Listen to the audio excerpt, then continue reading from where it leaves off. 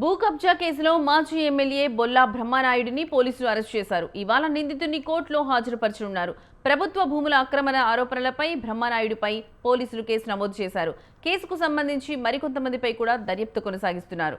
కోర్టులో దర్యాప్తు అధికారులు బ్రహ్మనాయుడిని రిమాండ్ కోరనున్నారు. దీంతో భూ కబ్జా వ్యవహారంపై మరిన్ని వివరాలు వెలుగులోకి వచ్చే అవకాశం ఉంది.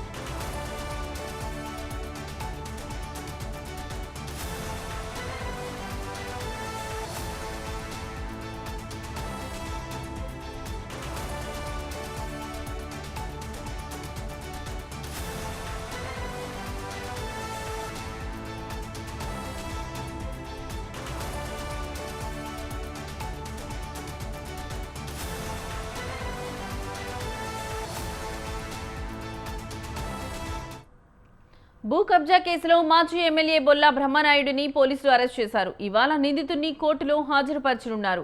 ప్రభుత్వ భూముల ఆక్రమణ ఆరోపణలపై బ్రహ్మనాయుడిపై పోలీసులు కేసు నమోదు చేశారు. కేసుకు సంబంధించి మరికొంతమందిపై కూడా దర్యాప్తు కొనసాగిస్తున్నారు.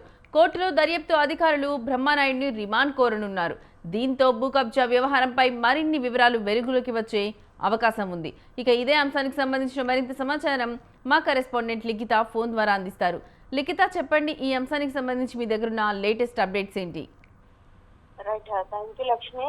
భూ కబ్జా కేసులో మాజీ ఎమ్మెల్యే అయిన బొల్లా బ్రహ్మనాయుడిని నిన్న కొచ్చిలోనైతే ఇటు సైబరాబాద్ పోలీసులు అరెస్ట్ చేయడం జరిగింది. అయితే గుడిపేట మండలంలోని విలువైన ప్రభుత్వ భూముల ఆక్రమణ కావచ్చు, అందులో పత్రాలు మార్చి నకిలీ పత్రాలను ఏర్పాటు చేసి ఈ యొక్క భూములను అమ్ముకున్నట్లుగానైతే సమాచారం అవుతుందండి. అంతేకాకుండా ఈ ప్రభుత్వ భూములను ప్రైవేట్ వ్యక్తులకు వారి పేరు మీద రిజిస్ట్రేషన్ చేయడం, అందులో వచ్చిన కమిషన్లు కావచ్చు, ఇతర అమౌంట్ ని కావచ్చు, కొంతవరకు లంచాలు ఇచ్చి ఆయన పేరు మీద కూడా చేసుకుని దాదాపుగా 1500 కోట్ల రూపాయలు సాహా చేశాడు అనే ఆరోపణలు అయితే వినిపిస్తున్నాయి. దీనికి తగ్గట్టుగానే ఇటు పోలీస్ అధికారులు కంప్లైంట్ అందుకున్న వెంటనే దర్యాప్తు స్టార్ట్ చేయడం, ఆ దర్యాప్తులో భాగంగా నకిలీ పత్రాలు అయితే బయటపడినట్లుగా తెలుస్తుంది. పూర్తి స్థాయిలో ఈ కేసుకు సంబంధించి ఇప్పటి వరకు దాదాపుగా 4గురిని అయితే అరెస్ట్ చేయడం జరిగింది. ముందు ఈ యొక్క కేసుకు సంబంధించిన 3 వ్యక్తులను అయితే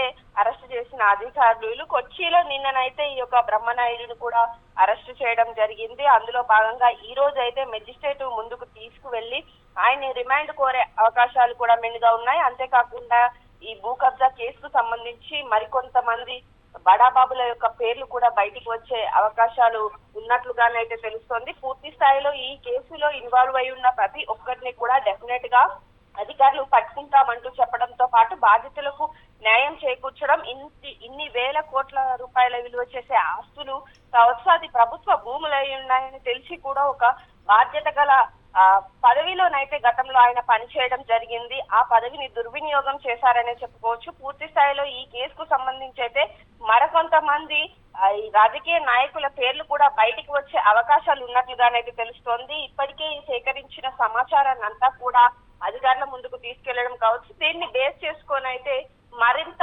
సమాచారాన్ని లాగే అవకాశాలు కావచ్చు. ఈ నకిలీ పత్రాలు తయారు చేసిన ముఠా ఎవరైతే ఉన్నారో ఆ ముఠాని కూడా త్వరలోనే అదుపులోకి తీసుకుంటామంటూ కూడా అధికారులు చెప్తున్న పరిస్థితులు నెలకొన్నాయి. Right Likhitha, thank you for the updates.